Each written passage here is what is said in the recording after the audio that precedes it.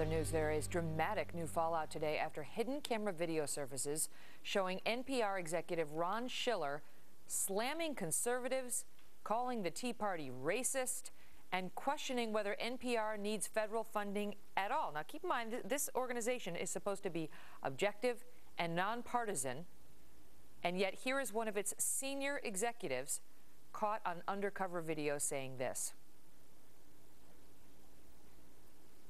The current Republican Party, particularly the Tea Party, is fanatically involved in people's personal lives. The Republican Party is not really the Republican Party. It's been hijacked by this group that is radical, racist, Islamophobic, Tea Party people. And not just Islamophobic, but really xenophobic. I mean, basically, they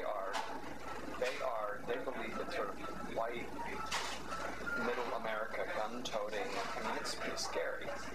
They're seriously racist. Now, it's tough to hear, and we didn't have the verbatim on this screen, but this is what he said. The current Republican Party, particularly the Tea Party, is fanatically involved with people's personal lives. The movement is white middle America gun-toting, and they're seriously racist people. And then he went on to say that liberals today might be more educated, fair, and balanced than conservatives, and on he went. Well, now, NPR's president and CEO, Vivian Schiller, no relation to that guy Ron Schiller, has resigned. And now there are renewed calls to yank NPR's public funding. Do they make sense? Joining me now, Ben Ferguson, host of The Ben Ferguson Show, and Nancy Skinner, a syndicated radio talk show host, who is also a former Democratic congressional and Senate candidate in Illinois.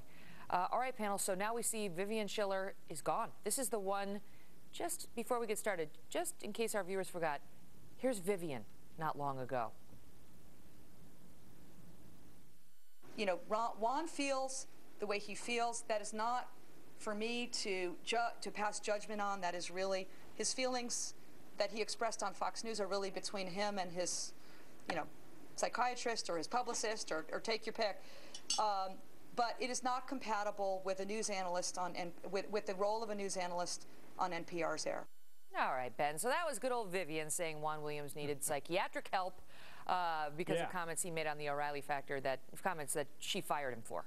So she's gone. This guy Schiller's now gone. And there is a question very much today about whether the federal funding for NPR should be gone. Well, it should be gone. I mean, this is two people out of thousands that agree with this leadership and the role at NPR. NPR has been known to be liberal for decades now. Would a guy like me, a conservative, ever even get their resume on the desk of NPR? No, because they really genuinely believe that anyone that disagrees with them needs psychiatric help, or is crazy, or is a threat to American society. I mean, you listen to the way this man talked about this in this video, or racist, and he believes this. He wasn't sales pitching these people. He was genuinely saying that he thinks conservatives are racist and crazy and a threat to this country. And you know what? They shouldn't get a dime from the American taxpayer for any of this. If they want to go sell it to the public, sell it to the public. But don't use my money to go out against me or anybody else and say we're public and unbiased, because they're not. Nancy, how do you argue against that? Well, first of all, let me say, okay, everything that the Schiller guy said, Ron, was just awful. I myself took a whole bunch of heck from the left for saying that the Tea Party was not racist, okay?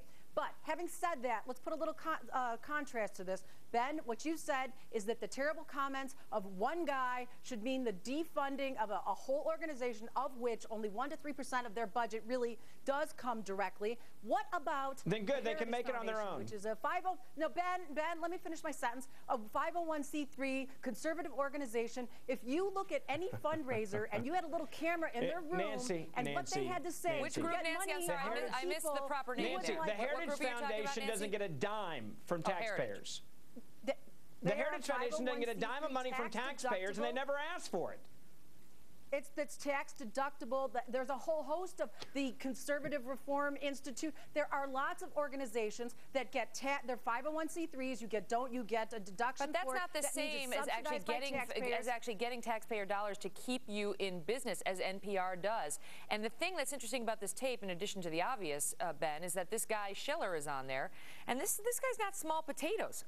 He was, until he just resigned, a senior vice president at NPR. He's on there saying, look, we don't need. He's saying we don't. NPR would be better off if it did not accept the federal funding. And already have Eric Cantor, the majority leader in the House, coming out saying, right, so then let's not appropriate it.